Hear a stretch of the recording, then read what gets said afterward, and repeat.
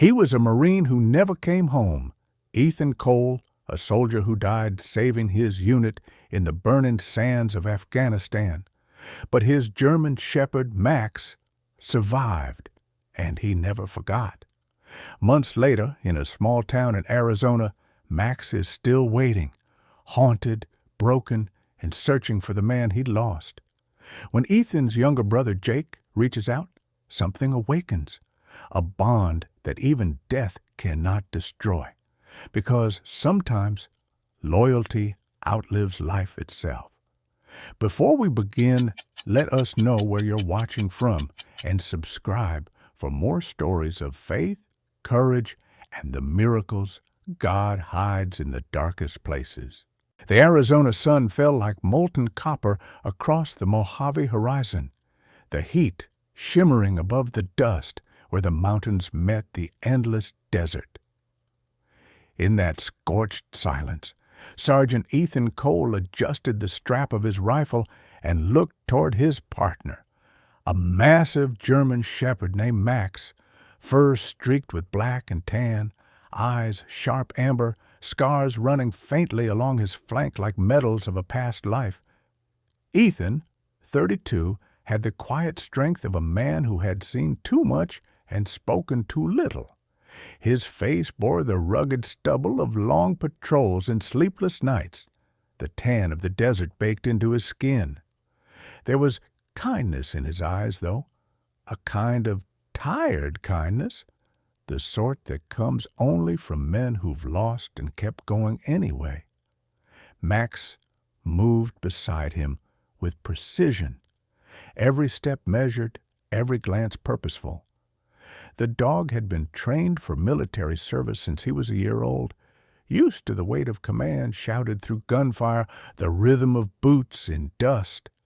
Now 6 years old, he was a veteran himself, having served in more than a dozen missions across the Middle East. Ethan always said Max had more discipline than half his unit, but what truly bound them wasn't training.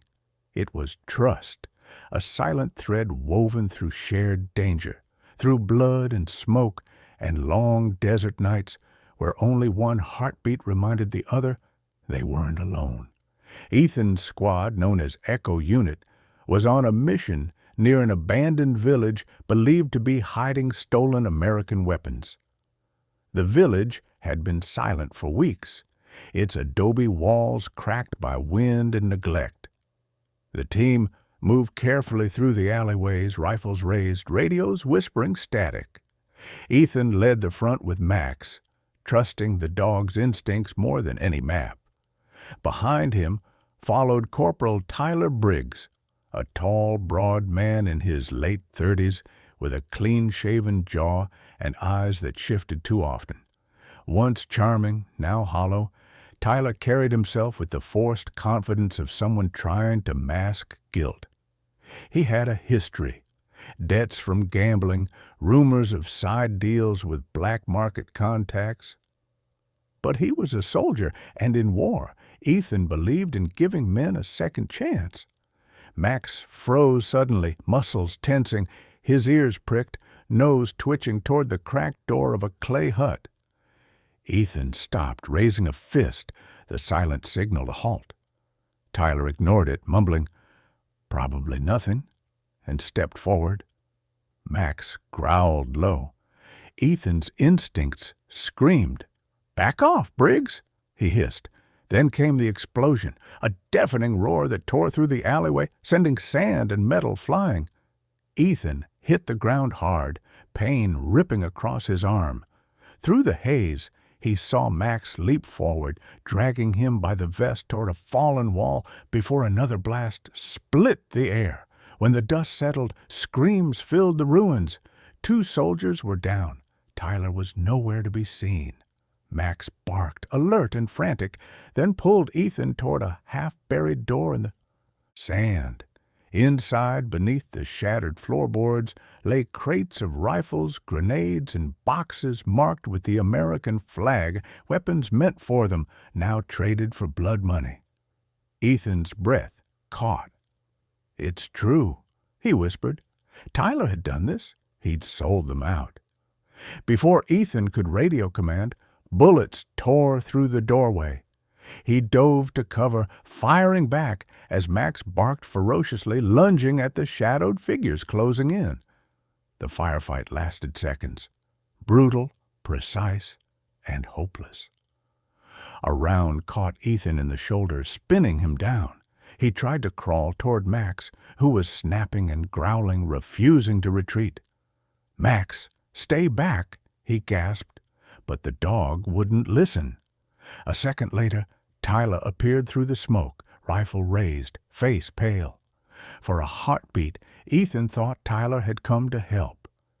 Then he saw the truth, the hesitation, the shame. Tyler lowered his weapon not to protect, but to surrender to fear. He turned away as another gunman appeared behind Ethan. There was a flash, a crack of thunder, and the desert fell silent again. When the rescue team arrived hours later, they found Max lying across Ethan's body, refusing to move. His fur was stained with blood, his muzzle pressed against his master's still hand. When they tried to pull him away, the dog growled and bit, unwilling to leave the man who had been his entire world.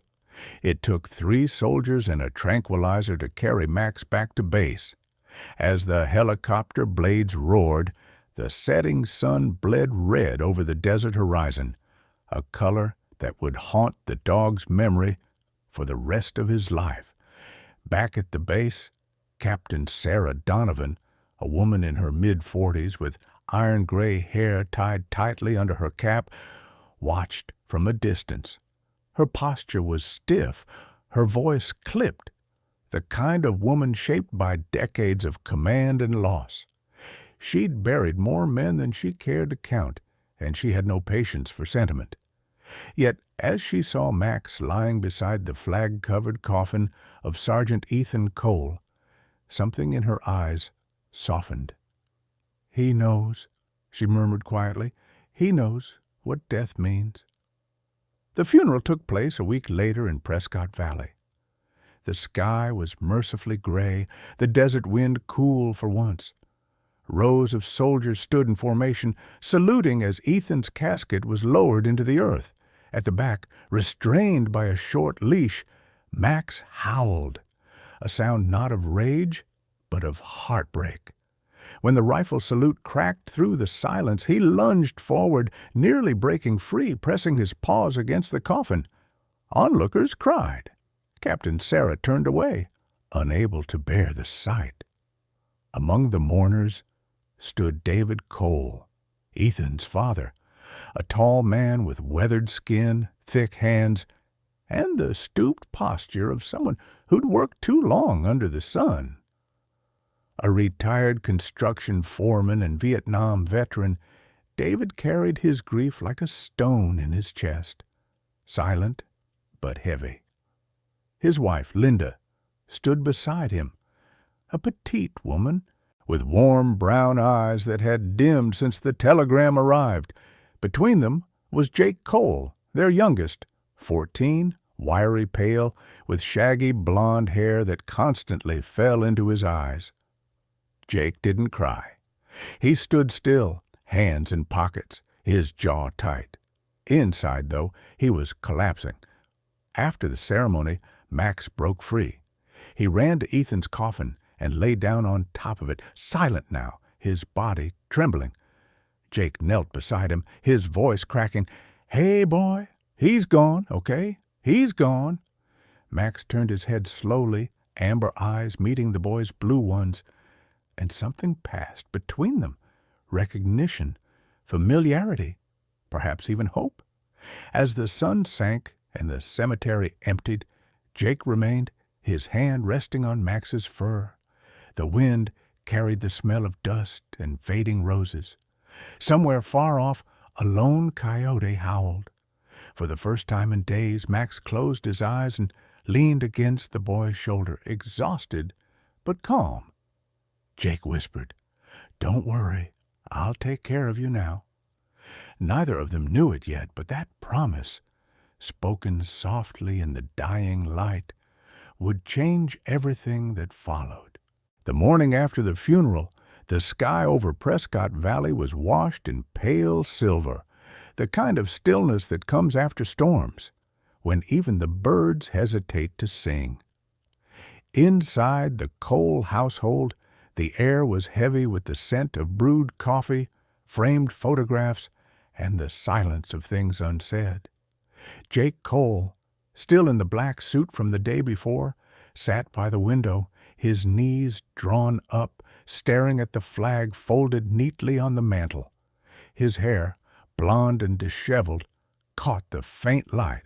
His blue eyes looked older than 14, hollowed by the kind of grief that doesn't cry, only sinks deeper. Across the room, his mother Linda moved slowly, cleaning already spotless surfaces, just to keep her hands busy. Her face, once soft with laughter, had become fragile, skin pale, lips pressed tight, as if every word might break her.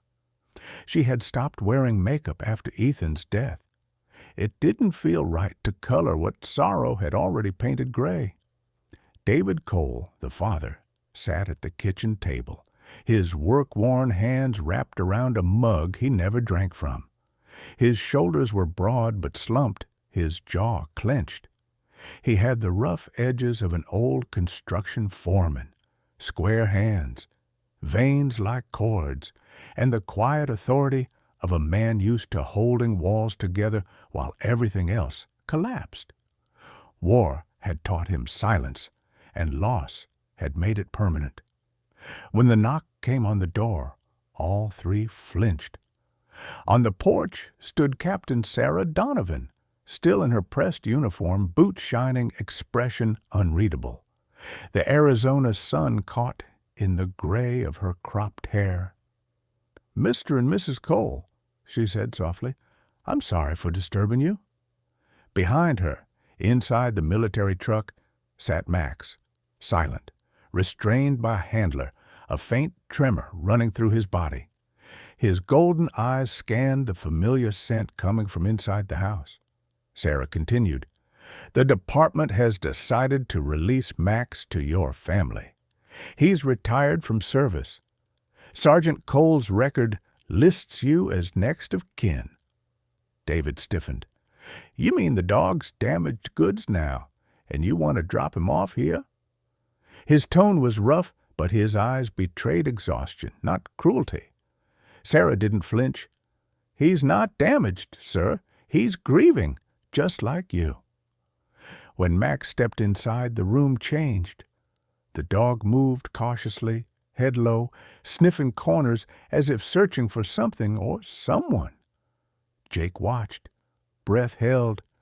Then as Max approached Ethan's photograph, his tail stopped, his ears drooped, and he lay down in front of it, resting his muzzle on the floor.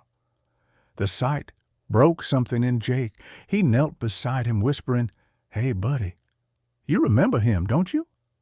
Max didn't move, but a small whine escaped his throat, low and aching. Sarah placed a folder on the table. "These are his medical notes. He's sensitive to loud noises, especially anything resembling gunfire. Keep him somewhere quiet." She looked toward Jake. "He'll listen to you. Somehow, he already does." After she left, David grumbled, "That animal belongs in a facility, not here." Linda touched his arm. "He belongs where Ethan's memory is, here." Days passed like slow rain. Max slept most of the time, occasionally pacing at night, growling softly in his sleep. Sometimes he would wake suddenly, barking into the dark, eyes wild, before realizing there was no battle left to fight. Jake began spending more time with him in the yard, a fenced patch of dry grass behind the house. There, Jake threw a tennis ball half-heartedly, and Max at first ignored it. But on the fourth day, something shifted. The ball rolled toward Ethan's old tool shed, and Max fetched it back, dropping it at Jake's feet. "Good boy," Jake whispered, smiling for the first time in weeks. Not long after, Emily Parker arrived, Jake's neighbor and classmate. 16, tall for her age, with freckles scattered across her nose and auburn hair pulled back into a ponytail. She wore old denim overalls and boots scuffed from bike rides through the dirt roads. Her father, a retired K-9 trainer, had taught her how to handle dogs that don't listen to anyone but ghosts, as he put it. She carried a small pouch of treats and a patience that Jake didn't have. "You just have to let him lead," she said, crouching near Max, her voice soft but steady. Max studied her, nostrils flaring. Then slowly he leaned forward and let her touch his head. "See?" she smiled. "He's still in there, just waiting for permission to trust again." Jake watched, both relieved and jealous of how easily Emily could reach what he couldn't. Over the following week, she helped him train Max again. Short commands, gentle tones. Each day the dog became less of a shadow and more of a heartbeat. Still, sometimes at night, Jake heard him whining by the front door, staring at the horizon, waiting for someone who'd never return. One afternoon, as Jake and Emily biked down the trail with Max running beside them, a motorcycle roared past, its exhaust popping like gunfire.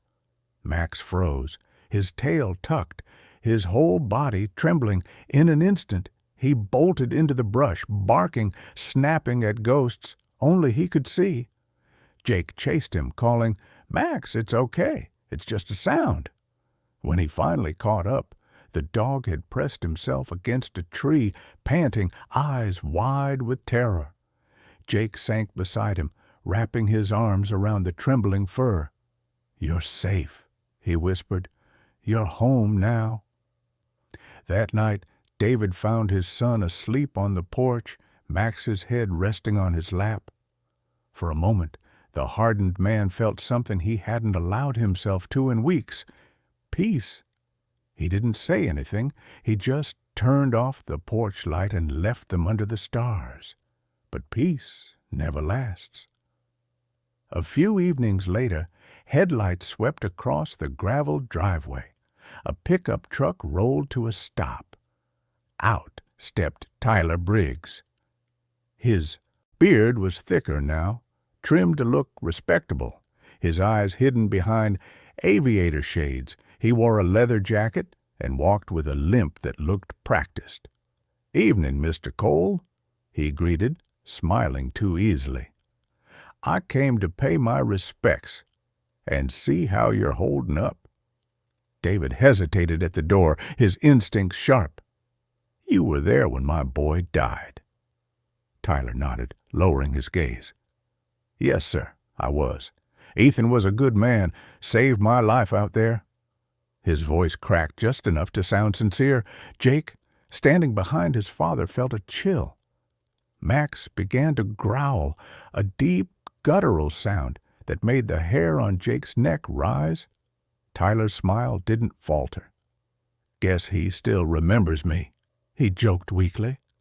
But when Max lunged forward, teeth bared, Tyler stumbled back, genuine fear flashing in his eyes before he forced a laugh.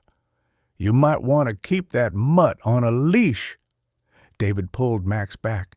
"That's enough," he barked, but Jake saw what the adults didn't. The way Tyler's hands twitched, the nervous glance toward the truck, the faint metallic scent of gun oil clinging to him. Something was wrong. When Tyler finally left, his tires kicking gravel into the night, Max sat by the window, growling softly toward the darkness long after the truck's lights disappeared. Jake knelt beside him, whispering, "You know something, don't you, boy?" Max didn't move, just kept staring into the distance, muscles coiled, as if waiting for something or someone to return. The desert wind rattled the windows, and somewhere beyond the hills, a faint rumble echoed like thunder. Though no storm was coming, Jake shivered, suddenly aware that grief was no longer the only shadow haunting their home.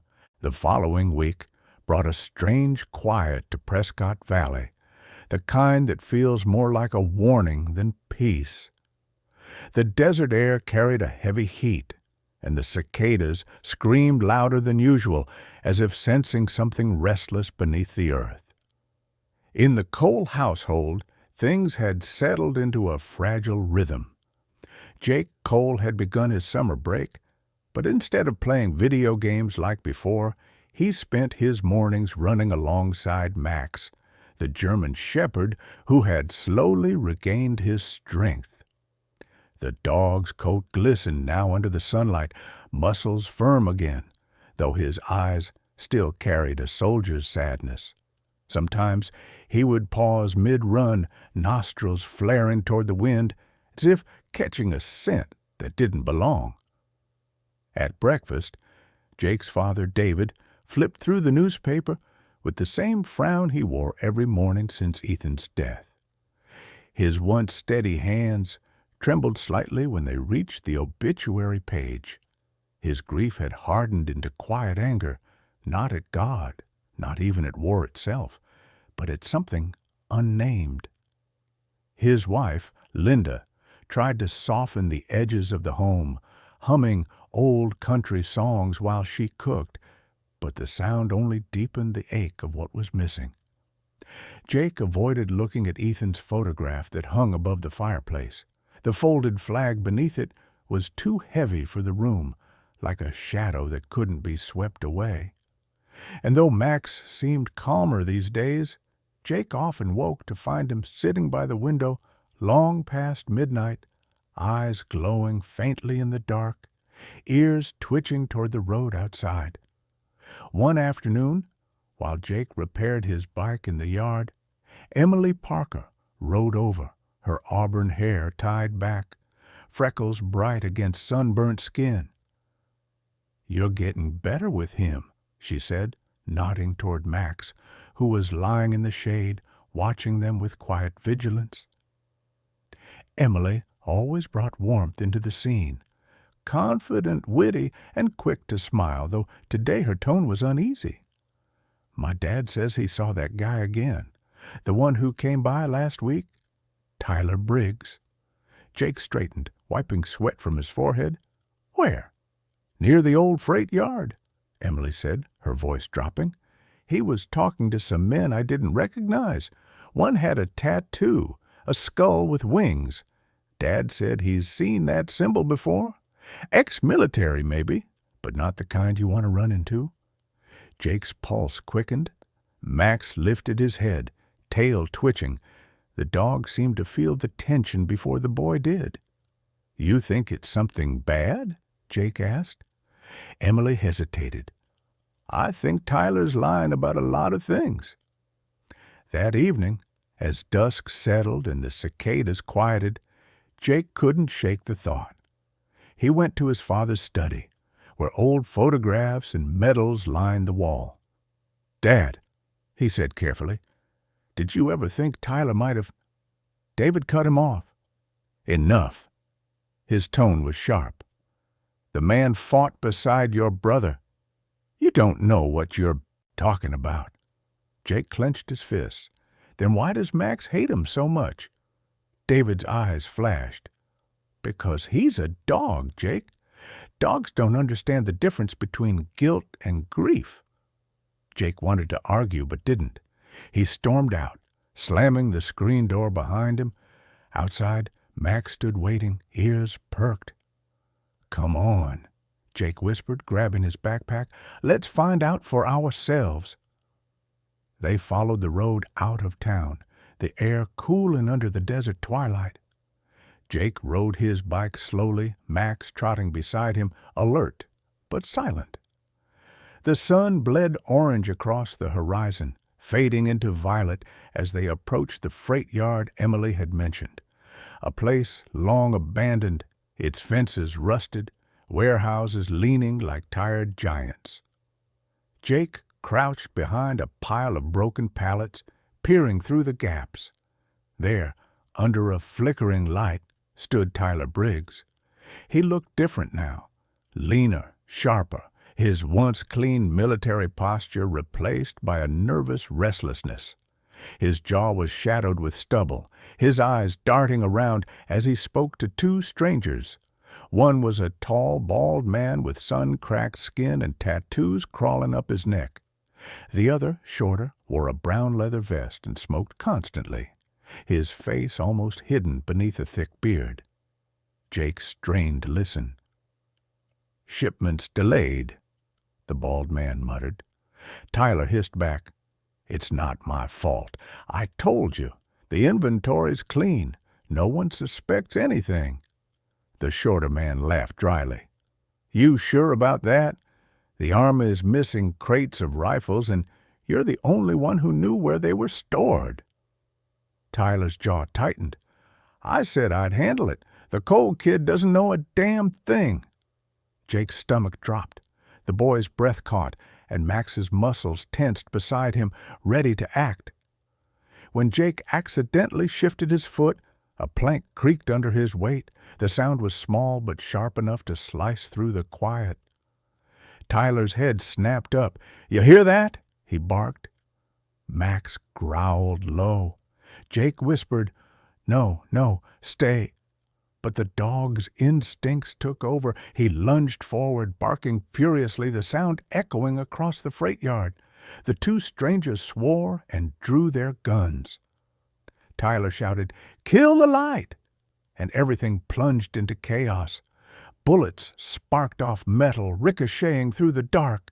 Jake ran, heart pounding, calling for Max. The dog darted between shadows, barking to draw fire away from the boy.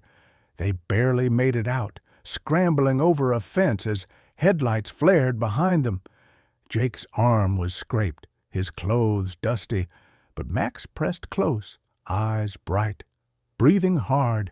The boy crouched, whispering, "You saved me, boy, again."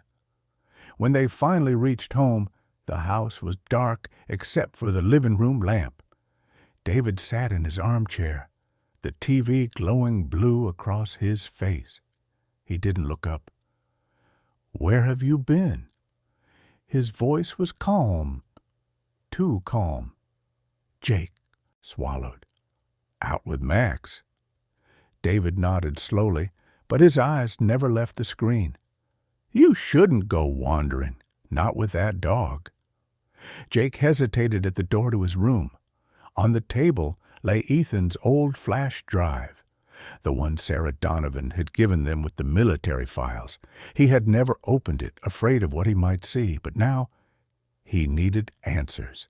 He plugged it into his laptop. The screen flickered to life. Videos appeared, training logs, mission briefings, one labeled Final Recon, Day 42. He clicked it. The footage showed Ethan and Max in full gear, moving through a dusty compound. Ethan's voice, calm but strained, came through. "Briggs, hold position. Don't move forward until I give the all clear." Then another voice, Tyler's, off camera. "Copy that." Moments later, gunfire erupted. Ethan shouted, "No, wait!" And the camera went black. Jake sat frozen, the sound echoing in his head. Max lifted his gaze from the floor, ears twitching as if he recognized that voice too. Outside, a car engine idled for a moment before driving away. Jake glanced out the window and caught a glimpse of headlights disappearing down the dirt road. The same black pickup Tyler had driven. He felt his stomach tighten. He turned back to Max and whispered, "They killed him, didn't they?"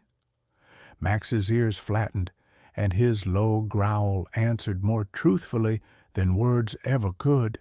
And then, from somewhere in the distance, a single gunshot cracked through the night, sharp, sudden, and close enough to rattle the glass. Jake and Max froze. The sound didn't belong to memory this time. It was here. It was now. The gunshot tore through the stillness like a blade. The echo bounced between the canyons of Prescott Valley, then faded into silence. Jake Cole jolted upright, his heart hammering. The sound hadn't come from memory this time. It had come from just outside the house. Max, fur bristling, growled low, ears pinned back as he stared toward the window. Jake crept forward, careful not to wake his parents. The night outside was moonless, the desert stretching in a sheet of black sand and whispering wind. Then, through the glass, headlights flashed once, then vanished. Whoever had fired that shot was gone, but they'd wanted to send a message. Jake couldn't sleep again that night. He sat with Max at his side, the dog's head resting on his lap. The German shepherd was trembling, though not from fear, from restraint. The animal knew the scent of threat. He could feel it pressing against the house like heat before a storm. At dawn, Jake made a decision. He would find proof of what Tyler Briggs had done. He would finish what his brother Ethan never got the chance to. When his parents left for town that morning, Jake packed his backpack, water, flashlight, Ethan's old compass, and the USB drive with the video. "Come on, Max," he whispered. The dog followed silently, tail low, but eyes alert. They biked out of town, dust kicking up behind them as the sun rose over the copper horizon. By mid-morning, they reached the freight yard again. It looked abandoned, but Jake felt watched. Inside one of the warehouses, light leaked through broken roof panels. Max sniffed the ground and growled, then padded toward a stack of metal crates. Jake followed and found a box stenciled with faded army markings, property of U.S. military. He lifted the lid and froze. Inside were rifles wrapped in tarps, boxes of ammunition, and sealed metal canisters marked explosives. His brother had been right. This was the operation Tyler was hiding. Before Jake could take a photo, the sound of boots echoed behind him. He turned to see Deputy Roy Kincaid, a broad-shouldered man in his 40s wearing a tan sheriff's vest. His face was square, sunburned, the kind of face carved by years of desert wind and bad decisions. A cigarette dangled from his lip, his voice rough as gravel. "What the hell are you doing here, kid?" Jake froze. I heard noises. Thought someone was trespassing." Kincaid took a long drag and exhaled. "You shouldn't be here. This is restricted." His tone was calm, but his eyes weren't. There was something too deliberate about his stance, feet wide, one hand near the holster, the other behind his back. Max stepped in front of Jake, growling. "Easy, boy," Kincaid muttered, forcing a grin. "That's Ethan Cole's dog, ain't it? Hell of a shame what happened to your brother." Jake's grip on the camera tightened. "You knew him?" Kincaid nodded slowly. "Yeah, I did. And I knew Tyler, too. Good soldier. Real shame. People keep dragging his name through the mud." Something in his voice made Jake's skin crawl. He realized then that Kincaid wasn't here by accident. "You're working with him," Jake said quietly. The deputy's grin vanished. "You're smarter than I thought." He reached for his gun, but Max lunged first, teeth flashing. The two crashed to the ground, the weapon clattering across the concrete. Jake grabbed it, hand shaking. "Stop!" he shouted. Max growled, pinning Kincaid down. For a moment, Jake considered running, but then headlights flared through the broken doorway. A black pickup truck rolled in. Tyler Briggs stepped out, his face half hidden beneath his cap, the desert dust dulling the shine of his leather jacket. "Well," he drawled, voice cold, "guess the kid couldn't mind his own business." Jake aimed the gun at him, trembling. "You killed my brother?" Tyler laughed quietly. "No, son. Your brother got himself killed. I just survived." He gestured toward the crates. "Those weapons? He found 'em. He was going to turn us in, but let's be honest, heroes don't live long out here." Jake's breath caught. "You sold 'em out. For money?" Tyler shrugged. "For survival. You'll understand when you're older." He nodded to Kincaid, who was struggling under Max's weight. "Get the dog off me before I shoot it." Jake shouted, "Max, heel!" The dog obeyed reluctantly, stepping back, but baring his teeth. Tyler holstered his gun and took a step closer. "Now, here's what's going to happen. You're going to forget what you saw. I'll take the dog. You go home to Mommy and Daddy and pretend this never happened. Everyone walks away." Jake lifted the gun higher. "No." The word hung in the air like lightning before thunder. Then Max moved first. He lunged toward Tyler just as the man drew his pistol. A shot rang out. Dust exploded near Jake's feet. He dove behind a crate, firing blindly. Bullets pinged off metal. Kincaid scrambled for cover, yelling curses. Max leaped again, knocking Tyler off balance, teeth sinking into his arm. The gun fell, sliding across the floor. Jake ran, grabbed Max's collar, and bolted for the door. They burst into sunlight, sprinting toward the open desert. Tyler's furious shouts echoed behind them, followed by the roar of his truck's engine. Jake jumped onto his bike, pedaling hard while Max ran beside him, his paws kicking up clouds of dust. The pickup gained ground fast. Tyler leaned out the window, shouting, "You can't run forever, boy!" Ahead, the dirt road split into a rocky trail leading toward the canyon ridge. Jake veered right, praying the narrow path would slow the truck. It did. The vehicle skidded, tires grinding against gravel. Tyler slammed the steering wheel, cursing. Jake and Max reached the edge of the ridge where an old wooden bridge spanned a shallow ravine. The boards creaked under Jake's bike tires. Halfway across, he heard the truck again, closing in. He turned to see Tyler jump out, gun raised. "Stop!" he yelled. "You'll never make it!" Jake didn't stop. He threw the bike down and ran, Max following close behind. Tyler fired once. The bullet splintered wood near Jake's feet. Max barked and spun, launching himself at Tyler just as the bridge shuddered. The two tumbled into the ravine below, a storm of dust and shouting. Jake screamed, "Max!" and scrambled down the slope. At the bottom, Max limped toward him, blood matting his fur but eyes still bright. Tyler lay nearby, dazed but alive, his gun just out of reach. Jake grabbed a rock, breathing hard.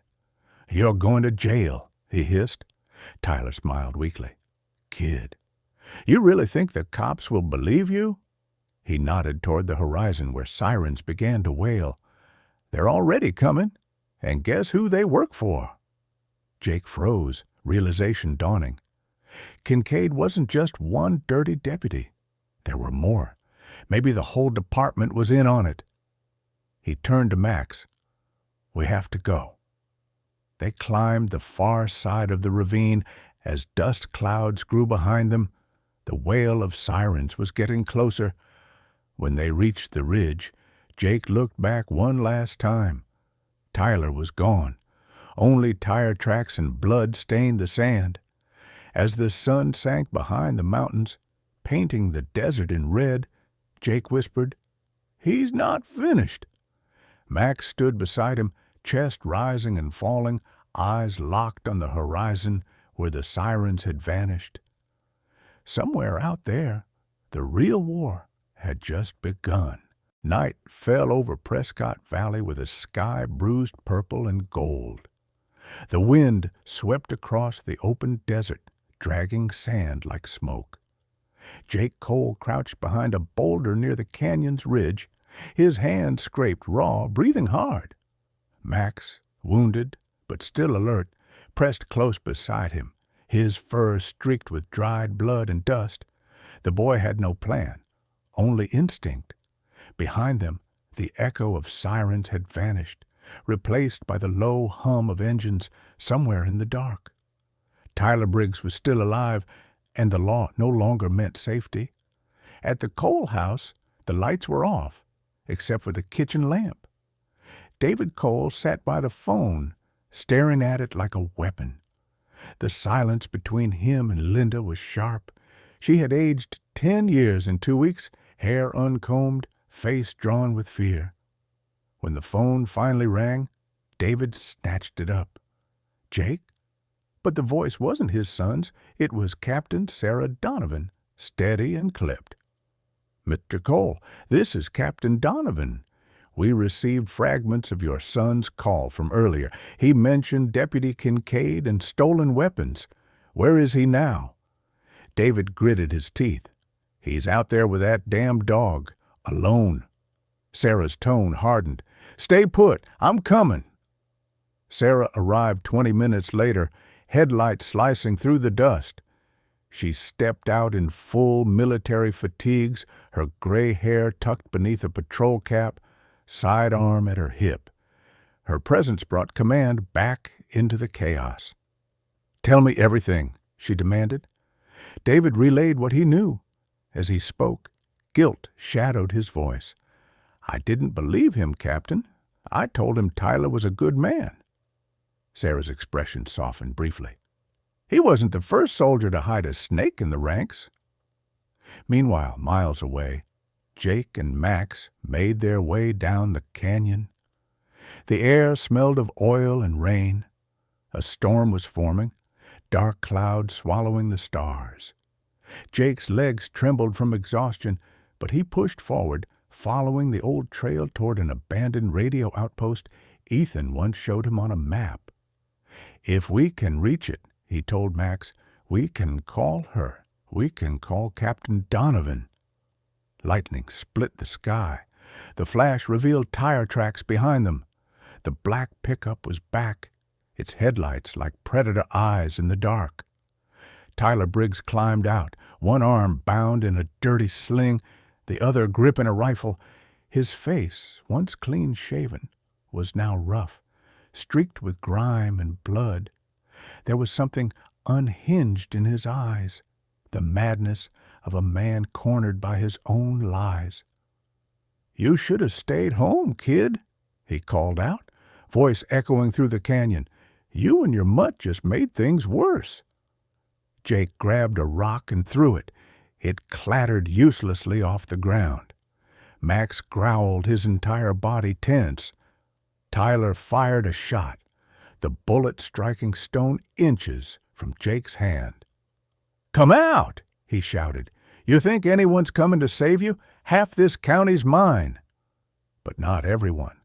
The whine of another engine broke through the storm. The military jeep, driven by Captain Donovan, with David beside her, jaw clenched, rifle in hand.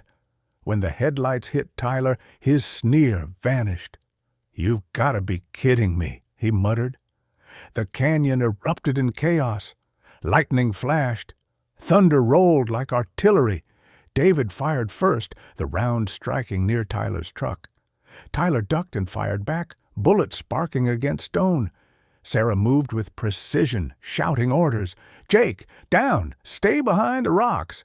Max barked and lunged toward the sound, weaving through the storm like a shadow.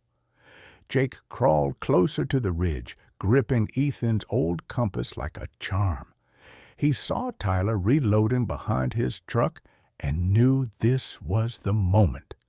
"Max," he whispered, "now!" The dog exploded forward, silent but deadly, knocking Tyler to the ground. The rifle went flying. Tyler cursed, wrestling, his good arm locking around Max's throat. "You stupid dog," he snarled. But Max didn't release. He bit down harder, dragging the man backward into the mud. Jake ran, grabbed the rifle, and aimed, hands shaking, vision blurred by rain. "Let him go!" he screamed. Tyler turned, laughter rasping through blood. "You won't shoot me. You're not your brother." He shoved Max aside and raised his pistol. The gunfire came almost simultaneously, one shot from Tyler, one from Sarah. Tyler staggered, eyes wide, a dark bloom spreading across his chest. He fell backward into the sand, mouth opening as if to speak, then went still. The silence after was deafening. Only the storm remained, wind howling through the canyon. Jake dropped the rifle and ran to Max, kneeling beside him. The dog's breathing was shallow. A bullet had grazed his side. "No, no, stay with me, boy," Jake whispered, tears mixing with rain. David rushed over, lifting his son into his arms. "It's over," he said, voice trembling. "It's finally over." But Sarah knew it wasn't over, not yet. She retrieved a radio from her belt. "Command, this is Donovan. We've confirmed multiple corrupt personnel in Prescott County, requesting federal task force, immediate." Her voice was iron, her eyes on the storm horizon. "We're burning out the rot tonight." The next morning dawned cold and clear. The storm had washed the desert clean. News helicopters circled overhead as federal agents moved in, rounding up officers linked to Tyler's operation. Deputy Kincaid was found dead near the freight yard. His own men had turned on him trying to escape. At the Cole home, quiet finally felt safe again. Max lay on a blanket in the living room, his side bandaged, head resting on Jake's leg. The boy stroked his fur gently. Captain Donovan stood in the doorway, hat in hand. "He's saved more than one life out there," she said softly. Jake looked up. "So did you?" The captain's mouth curved into the smallest smile. "Your brother would have been proud." Outside, the desert shimmered gold beneath the sun. David built a wooden cross at the edge of their land, where the wind never stopped. On it, he carved Ethan's name, and below it, the words, "Loyalty never dies." Jake placed Ethan's dog tags around the cross, then turned to Max. "You're home now," he whispered. The dog's tail thumped weakly against the dirt. That night, as the family gathered for dinner, lightning flickered far away over the horizon, silent and distant. Jake glanced toward it and thought of Ethan, not as a ghost, but as a presence that had never really left. Max raised his head, ears twitching, eyes calm. Somewhere deep inside that loyal heart, perhaps he felt it too, that their war was finally over and the home they'd been protecting was safe again. There are moments in life when we think the world has gone silent, when loss, betrayal, and fear make us believe that goodness is gone. But then God sends reminders in the simplest forms: a loyal dog that refuses to leave, a child who chooses courage over fear, a broken man who learns to forgive. These are not coincidences, they are miracles, wrapped in fur, dust, and human imperfection, small lights that God places along our darkest paths to remind us that love still endures, that faith still heals, and that loyalty is His language written into every living heart. If you've ever loved and lost, if you've ever felt unseen, let this story remind you, God never forgets the faithful. He works quietly through moments we often overlook. A sunrise after the storm, a wagging tail, a single act of kindness. Maybe the miracle you've been praying for isn't far away. Maybe it's sitting right beside you, watching over you, just like Max watched over Jake. May God bless every one of you watching this, especially those carrying pain in silence. If this story touched your heart, please like, share, and comment below. Tell us where you're watching from, or share your own story of faith and loyalty. And don't forget to subscribe so we can keep spreading these true, God-touched miracles together.